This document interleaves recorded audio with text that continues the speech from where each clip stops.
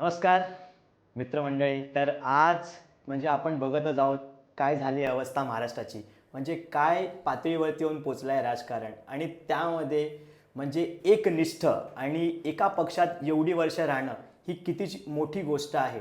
आणि ठाकरेंचे शिल्लेदार जे आपल्यासोबत आहे आज, यशवंतजी किल्लेदार. नमस्कार सर, तुमचं स्वागत आहे आपल्या पॉडकास्टमध्ये. आजच्या तुमच्या जाणून घ्यायचं आहे की ठाकरेंचा शिल्लेदार एकनिष्ठ म्हणजे कार्यकर्ता, मग तुमचे मी खूप सारे किस्से ऐकले आहेत तुमचे कॉलेज डेजचे वगैरे, पण तर तुम्ही कसे जुळलात गेलात ठाकरेंशी आणि तुमचं कसं हे सुरुवात झाली? त्या दरम्यान कसं बाळासाहेबांचं एक वावटळ होतं, वादळ होतं महाराष्ट्रात. 100%. आणि तो पिरियड म्हणजे 88चा सांगतो मी. अच्छा. तेव्हा एकंदर माझा मोठा भाऊ पण शाखेत जात होता. मी राहत होतो खेडगल्ली, तिथे बाजूला शाखा होती. अच्छा. त्यामुळे शिवसेनेच्या शाखेत जाणं वगैरे येणं हे होतंच. परंतु 88ला जेव्हा मी कीर्ती कॉलेजला ॲडमिशन घेतलं, तेव्हा कीर्ती कॉलेज हे भारतीय विद्यार्थी सेनेचा बालेकिल्ला, म्हणजे जी शिवसेनेची भारतीय विद्यार्थी सेना होती त्याच्या अध्यक्ष तेव्हा नुकतेच राजसाहेब ठाकरे झाले होते. अच्छा. आणि तो तिकडे प्रचंड भारतीय विद्यार्थी सेनेचा दबदबा होता आणि हे होतं. आणि ते सगळं बघून आणि मला जे शिक्षण घ्यायचं होतं तिकडे ते मिळालं नव्हतं. बरोबर. त्यामुळे मला तसा थोडासा अभ्यासात थोडंसं लक्ष कमी होतं. लक्ष कमी असं नाही, मग त्याचा इंटरेस्ट कमी झाला. हां. स्वारस्य म्हणतात ना, थोडंसं कमी झालं होतं. मग तिकडे भारतीय विद्यार्थी सेनेचे सगळे मित्रपरिवार जे होते, कार्यकर्ते ते मित्रच होते. त्यातून मग ते हळूहळू मी तिकडे ओढला गेलो. अगोदरपासून शिवसेनेशी बांधलेलंच होतो. आणि नुकतेच तेव्हा राज ठाकरे साहेब अध्यक्ष झाले होते भारतीय विद्यार्थी सेनेचे. बाळासाहेबांची ओढ, बाळासाहेबांचे विचार आणि राज ठाकरे साहेबांसारखा एक डायनॅमिक नेतृत्व विद्यार्थी सेनेला मिळालं होतं. हळूहळू मी तिकडे खेचलो गेलो. नक्कीच. आणि त्यातून मी आणि माझा मूळ शाळेत देखील माझा पिंड समाजकारणाचा होता. कारण शाळेत सुद्धा मी अनेक सामाजिक जे कॅम्प्स व्हायचे त्याच्यामध्ये मी पार्टिसिपेट करायचो. तर आणि नंतर काही शिवसेनेचं काम करत असताना कालांतराने महाराष्ट्र नवनिर्माण सेनेची स्थापना झाली. राज ठाकरे साहेबांबरोबर आम्ही महाराष्ट्र नवनिर्माण सेनेचं काम करतो.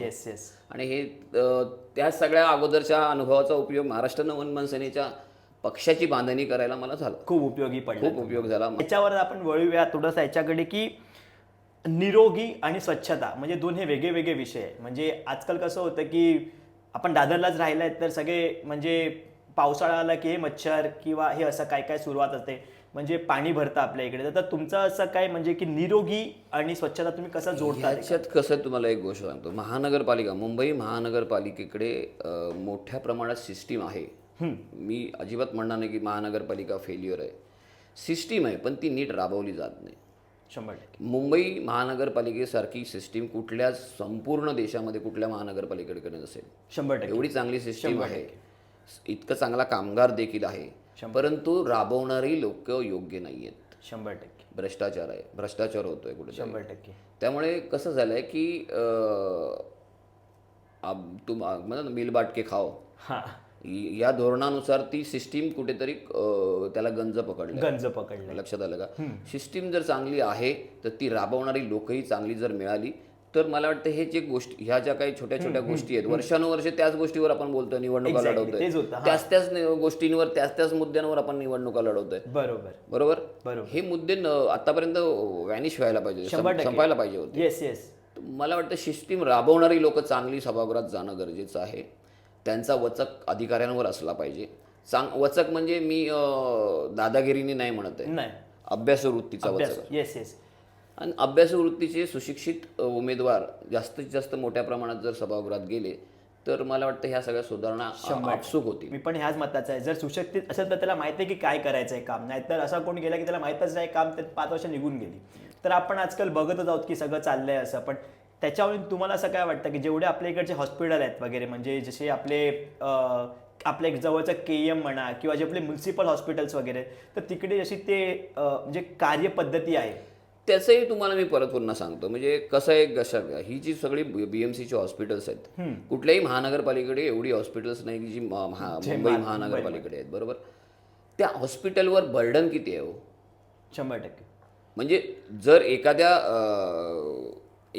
समजा एखादा बाऊल आहे, त्या बाऊलमध्ये 100 ग्राम जर श्रीखंड राहणार असेल तर 100 ग्रामच राहणार ना. बरोबर. तुम्ही त्याच्यावर जास्त टाकणार तर ते वेस्ट होणार. बेस्ट होणार 100%. तर महानगरपालिकेच्या ज्या काही बेड्स आहेत त्या बेड्स उपलब्ध असतात ज्या काही संख्येने आहेत परंतु त्या प्रमाणापेक्षाही जास्त अधिक प्रमाणात जर तिथे पेशंट जात असतील, रुग्ण जात असतील, तर त्यांनी का मॅनेजमेंटने ह्यांनी काय करायचं काय. बरोबर. मग हे कोण असतात इतके रुग्ण, इतकी लोक आजारी कुठून पडतात हा प्रश्न येतो. 100%. मुंबईमध्ये इतकी लोक आजारी पडतात का, तर मी म्हणेन नाही. कारण मुंबईमध्ये आजारी पडणारा मुंबई ही मराठी माणसांची, बरोबर, 100%. मराठी माणसांची किंवा सर्वसामान्य कुटुंबातल्या लोकांसाठी ह्या सुविधा त्यावेळेला महानगरपालिकेने उपलब्ध करून दिल्या. त्या मिळतात का आता.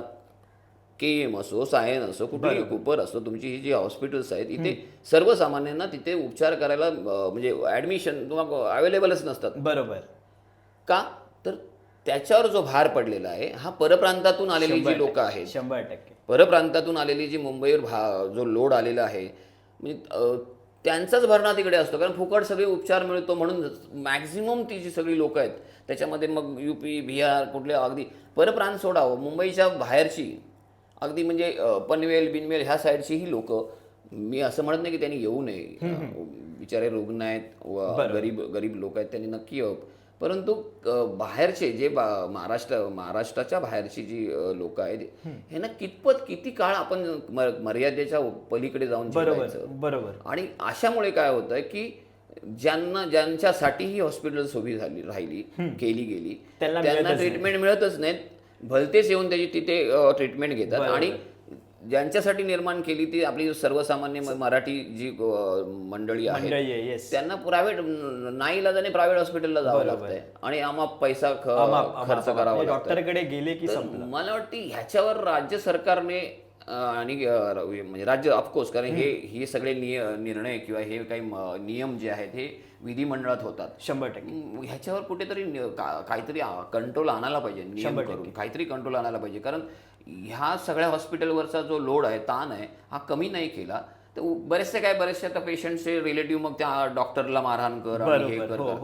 अरे ते डॉक्टर तरी काय करणार, शेवटी तो माणूस आहे. डॉक्टर जरी असला तरी माणूस, तो किती म्हणजे ताण किती घेणार. बरोबर. म्हणजे लक्षात आलं का. पण झोपत नाही आणि म्हणजे त्या पेशंटच्या रिलेटिव्हचं पण चुकतं असं नाही, शेवटी त्यांचा माणूस बेडवर असतो आणि त्याला ट्रीटमेंट नीट मिळत नाही म्हटल्यानंतर ते पॅनिक होणं स्वाभाविक आहे. दोन्ही बाजूचा विचार केला तर ते त्या ठिकाणी ते योग्य आहे.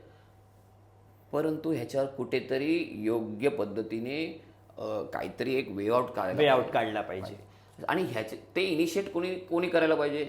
तुम्ही जे निवडून जाणारे लोक आहात 100% आणि अधिकारी यांनी इनिशिएट करून ह्याच्यावर काहीतरी करायला हवं. 100%. जोपर्यंत ह्या गोष्टी होत नाहीत तोपर्यंत या हॉस्पिटलचं हे असंच चालत राहणार. 100% असंच चालत राहणार, काही होणार नाही. तर म्हणजे मला दुसरी गोष्ट अशी आहे की महानगरपालिकेच्या पूर्वी छोट्या डिस्पेन्सरीज होत्या म्हणजे दवाखाने हो ते आता कुठे दिसत नाहीये कुठे. आता आम्ही जिथे राहत होतो तिथे जाखादेवी मंदिराच्या शेजारी केवढा तरी मोठा दवाखाना होता, भरपूर लोक त्याचा लाभ घेत होते. आता सगळं वाटतं प्रायव्हेटेशनकडे जास्त. त्यामुळे काय झालंय की ते दवाखाने बंद झाल्यामुळे प्रायव्हेट डॉक्टर्सकडे गर्दी असते. प्रायव्हेट डॉक्टर्स आता केवढे पैसे घेतात सगळ्यांना माहिती आहे सगळ्यांना. ह्या सगळ्या गोष्टी ज्या आहेत ह्या बंद का झाल्या.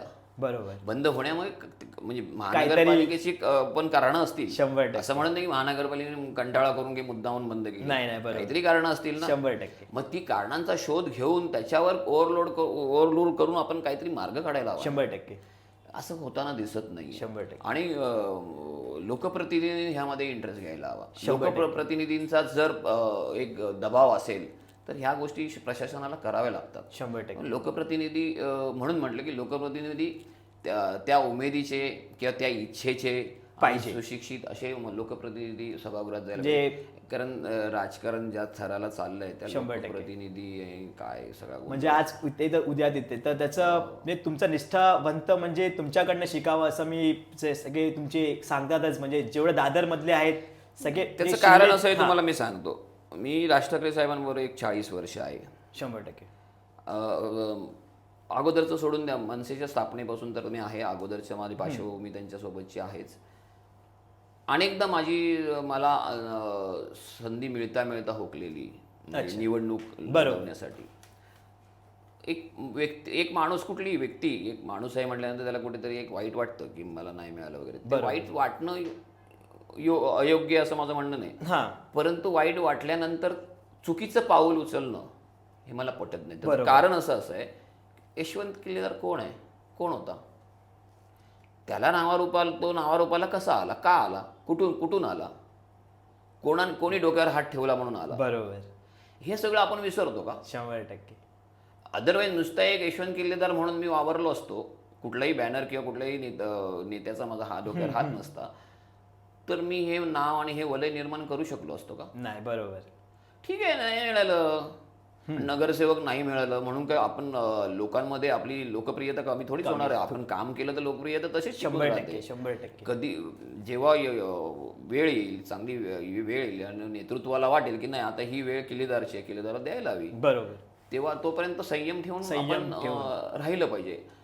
ही माझा बेसिक तुम्हाला सांगतो, माझ्या घरी माझ्या वडिलांचं एक हे होतं की खोटं बोलायचं नाही आणि खोटं सहन करायचं नाही. आणि माझा प्रॉब्लेम तो आहे, मला पटकन कोणी खोटं बोललेलं किंवा हे मी जितका शांत आहे तितकं मग तेवढं तडपतो. आणि दुसरी गोष्ट आहे की लॉयलिटी ही सोडायची नाही. लॉयलिटीला तुम्हाला कदाचित इन्स्टंट फूड सारखं लगेच रिझल्ट जरी नाही मिळाला तरी कालांतराने कधी ना कधी तरी तुम्हाला त्याचं फळ मिळतंच. आणि मला त्यावर विश्वास आहे, तर सो मी त्या लाईनवर चालतो. मला फक्त तुमचा अहवाल जाणून घ्यायचा आहे की तुमचे काय पॉइंटर्स आहेत, म्हणजे जे नंतर तुम्ही निवडणूक जिंकल्यानंतर तुमचं कसं काय कामाचं मी तुम्हाला सांगतो. आमच्या ओव्हरऑल दादरमध्ये आणि 192 मधून मी आता उभा आहे, तिथून विषय फार छोटे छोटे विषय आहेत, लोकांच्या दृष्टीने खूप महत्त्वाचे आणि मोठे विषय आहेत, पण ते सोडवण्याच्या दृष्टीने ते फार छोटे छोटे आहेत. उदाहरणार्थ दादरमध्ये साधारण आमचं ते पोलीस कॉलनी परिसरापासून पुढे इकडे पोर्तुगीज चर्च आणि ह्या सगळ्या परिसरामध्ये पाण्याला प्रेशरच नाहीये. बरोबर. आता मला चढतच नाही दुसऱ्या मजल्यावर वगैरे, पाणी चढत नाही. बिचाऱ्या त्या महिला ते टोटी लावून ओढून वगैरे, म्हणजे त्यांच्या लंग्सला प्रॉब्लेम होईल अशी परिस्थिती. मला कळत नाही की एवढी मोठी महानगरपालिका, मुंबईची देशामधली अग्रगण्य महानगरपालिका हे छोटे छोटे प्रॉब्लेम सोडवू शकत नाही. बरोबर. आणि पाण्याचा काही तसा तुटवडा नाहीये. बरोबर. पूर साठा आहे. हो 100%. म्हणजे तोही प्रॉब्लेम नाहीये. बरोबर. मग काहीतरी टेक्निकल प्रॉब्लेम आहे ना. बरोबर. टेक्निकल प्रॉब्लेम सोडवा. तुमच्याकडे एवढे लाखो इंजिनियर्स आहेत, सगळी सिस्टीम आहे, तुम्ही तातडीने त्याच्यावर ऍक्ट व्हायला पाहिजे ना, रिॲक्ट व्हायला पाहिजे, त्याच्यावर काम करायला हवं ना. 100%. मी पहिलं काम ते हातात गेले. तुमचं पहिलं फोकस त्याच्यावर. नंतर पार्किंगची समस्या खूप मोठा, काहीतरी वेळे, आणि पार्किंगची समस्या सुटू शकते. रोड वाइंडिंग होतात, तुम्हाला बेसिक सिविक सेन्स जो असतो ना, सिविक सेन्स तोच राहिलेला नाहीये लोकांना. पार्किंग कुठे करावी, कशी करावी, दुसऱ्यांना त्या पार्किंगमुळे आपला त्रास होईल का, ह्याचा काय विचारच कोणी करत नाही. आपली वेळ मारून यायची, कुठेही कसंही लावायचं, वाकडं तिकडं, ट्रॅफिक जाम होईल नाही होईल, दुसऱ्यांना कुठेतरी त्याचा त्रास होईल, याचं कोणी पडलेलीच नसते. बरोबर. त्यासाठी मला वाटतं की पोलीस, ट्रॅफिक आणि महानगरपालिका ह्यांनी एकत्रित मिळून काहीतरी एक आहे ना प्लान करायला पाहिजे आणि त्याच्यावर काम करायला पाहिजे. आणि त्यासाठी पण मी इनिशिएट करणार आहे. 100%. दुसरा आहे प्रदूषणाचा विषय. प्रदूषण खूप वाढलंय. इतकं प्रदूषण आहे ना दादरमध्ये, म्हणजे दादर सारख्या ठिकाणी प्रदूषण असण्याची कारणच नाही का. इथे काय मोठ्या इंडस्ट्रीज आहेत किंवा काय कारखाने आहेत, काहीच नाहीये. बरोबर. तरी पण प्रदूषण आहे. बरोबर. त्याचं कारण काय आहे की मोठ्या प्रमाणात डेव्हलपमेंट चालू आहेत. बरोबर. डेव्हलपमेंटला विरोध नाही, पण तुम्ही त्याचे प्रिकॉशन मेजर्स जे आहेत ते बिल्डर पाळत नाही, सांभाळत नाही, याच्यावर तुमचा अंकुशच नाहीये. 100%. कागदावर तुम्ही त्याला नियम अटी दिलेले आहात, पण तो त्या पाळतोय की नाही पाळतोय हे कोणी पाहिलंच नाहीये. पाहतच नाहीये. पाहिलं आहेत, पण ते भ्रष्टाचाराने माखलेले आहेत. तुझ्या लक्षात आलं? 100% कळलं. मग ह्या सगळ्या गोष्टीवर कुठेतरी आवाज उठवणं गरजेचं आहे. 100%. आम्ही एक पक्षाचे कार्यकर्ते, पदाधिकारी म्हणून आवाज उठवतोच आहोत, पण जेव्हा आमच्याकडे नगरसेवक म्हणजे जे संविधानिक पद आहे सभागृहातलं, ते जेव्हा येईल ते अथॉरिटी येते. बरोबर. त्या अथॉरिटीचा यूज करून प्रदूषण कसं कमी करता येईल हाही आमचा प्रयत्न राहील.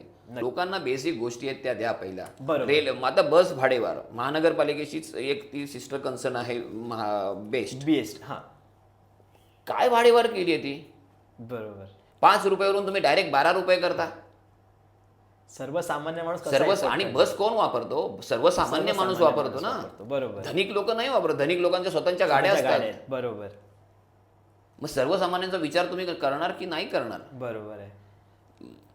ह्या सगळ्या गोष्टीचा विचार व्हायला पाहिजे. मला वाटतं आपला केंद्रबिंदू हा सर्वसामान्य मराठी माणूस असला पाहिजे. एवढी वर्ष तुम्ही ह्या प्रभागामध्ये काम करतायत आणि म्हणजे तुम्हाला सगळी लोक यशवंत किल्लेदार म्हणजे ठाकरेंचा शिल्लेदार असं ओळख तुमची आहेतच.